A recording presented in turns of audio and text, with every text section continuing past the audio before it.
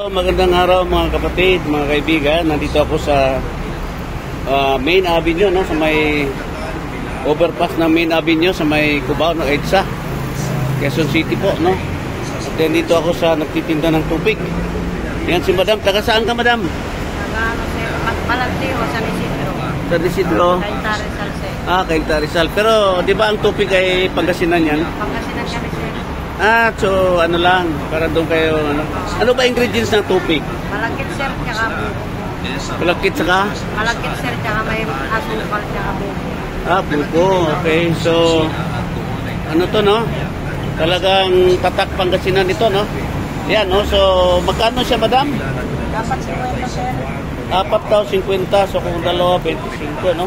So yan mga kapatid, no? Pag may time kayo, punta ka dito sa may overpass ng Main Avenue, corner EDSA, no? Malapit siya sa may gasoline station dyan, no? Petron ba yan? Ayan. So, tikman nyo ang pinagmamalaki ng Pangasinan, tubig. Mamaya-maya na konti, bibili ako para ano ni Madam, no?